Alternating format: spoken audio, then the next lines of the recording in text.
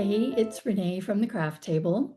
Welcome to week 3 of our summer embroidery stitch along.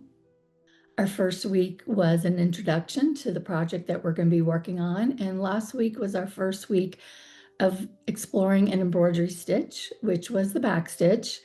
And I hope everyone had a chance to work on that with their embroidery project. And if you have any questions on that, please leave a comment here or you can email me. I know last week was a little crazy because I was on the road and having some technical issues with our transportation. So I was stranded and doing all my recording outside. So I am in Montana at the moment. Just got here last night. So this part of my recording is inside. However, the embroidery stitching that I recorded to demonstrate this week's stitch, which is the stem stitch, I did record that outside while I was at a park on my cell phone and a teeny tiny little tripod thing and without my hoop stand. Sorry, I had my hoop. I didn't have my hoop stand. So hopefully the quality will be decent. And if not, let me know. I can always re-record these 2-stitch videos.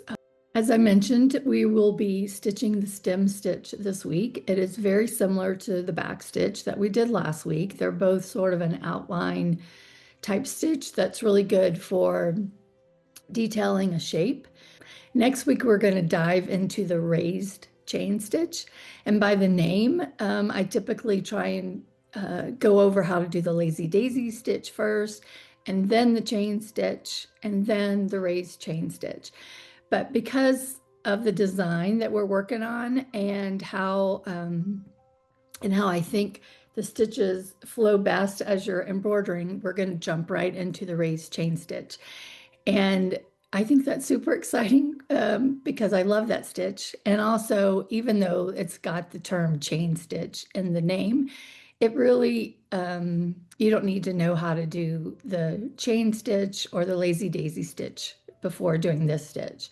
If you are a beginner with embroidery, I don't want you to feel like you're getting in ahead of yourself because you're not. Trust me, you'll be just fine. And I think it'll give you a little bit of confidence in that you know how to do such a, what looks like a complicated stitch, but it's really not. So I mentioned in one of my videos that the order that we're going in the stitch along is not the typical order of let's start with a super basic stitch and then gradually move on to something a little bit more complicated. We're doing stitches in the order that makes sense of the design that we're working on. My fabric has been folded up and put away and taken out so many times, so you'll have to overlook all the wrinkles. But this is my progress after last week's stitching of the back stitch. So I just wanted to zoom in a little bit and go over one more time what we did last week. So the various places that we did the back stitch. Okay, we've got right here and this area on both sides, the outside of the smaller leaf. We have this, the outline of the flower, and then parts of the pistil, the stamen that comes out, the yellow part. We did the outside of the urn, and then the stems of all the flowers inside the urn. So this week it's the stem stitch. The areas that will be embroidered by the stem stitch include the outside, the outline of this big flower in the center,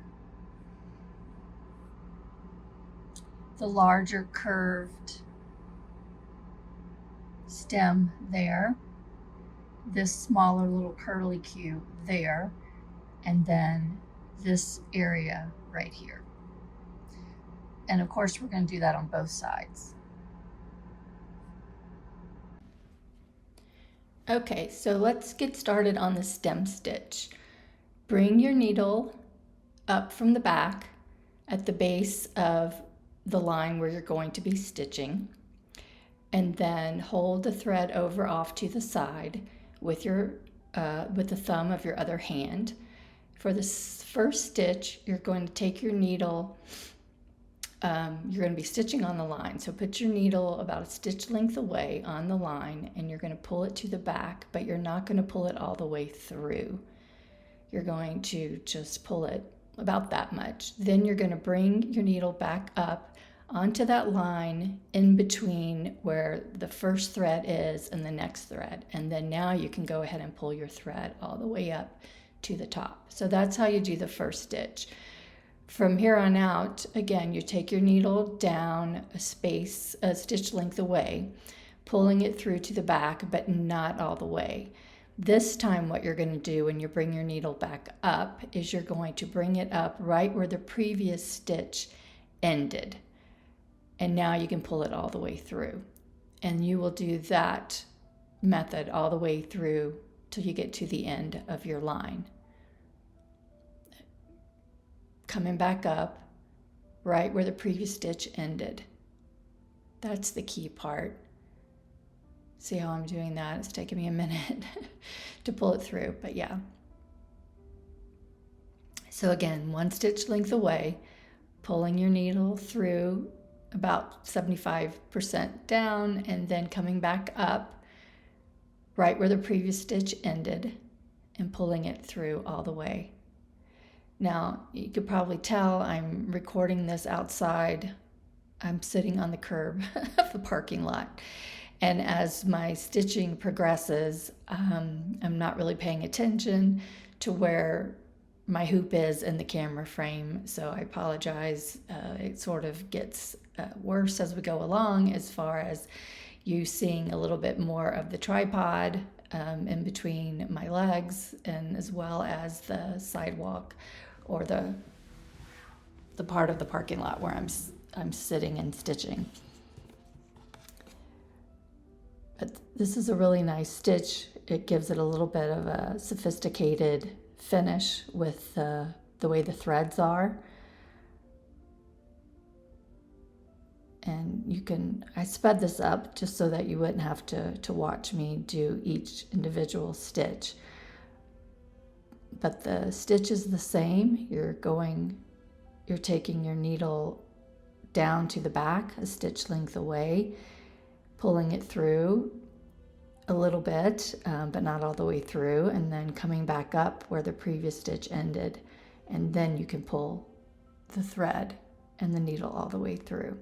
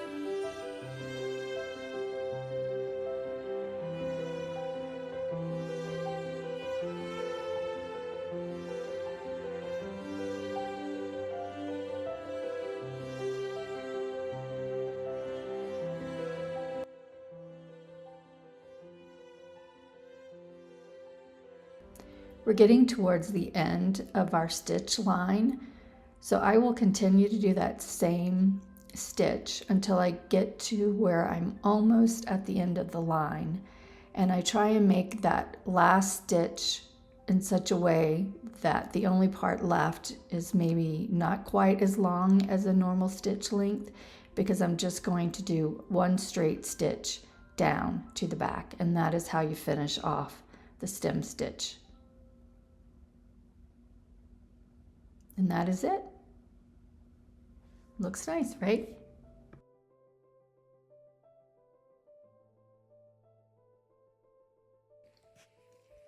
Here is my fabric panel after week 3 of doing embroidery. So this is after the back stitch and the stem stitch.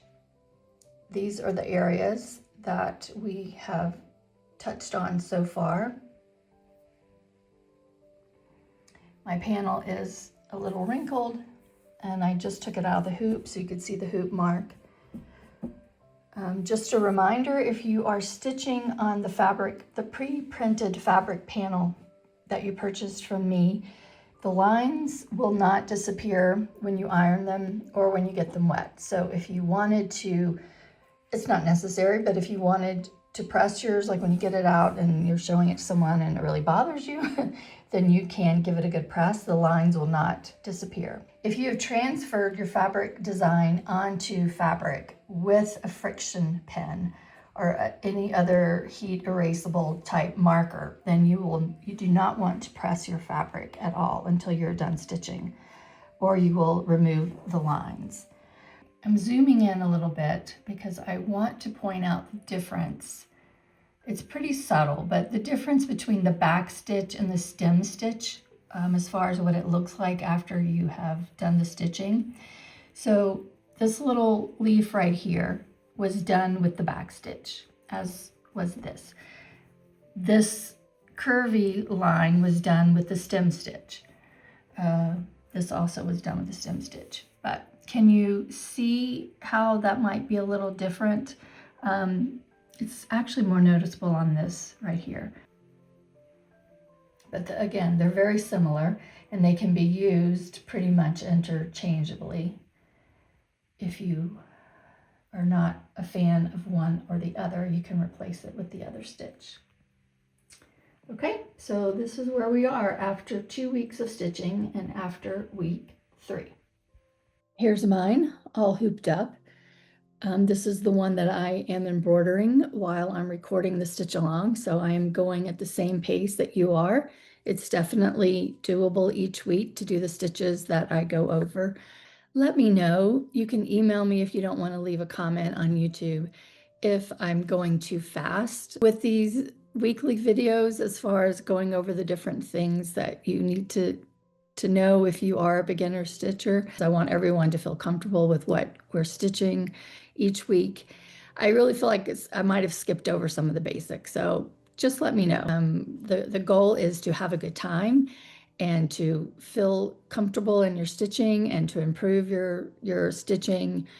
If you've been stitching for a while, maybe we slow down a little bit and work on making our stitches a little bit more consistent. Or if you're new, then you're going to want to learn how to do stitches that you didn't know how to do before.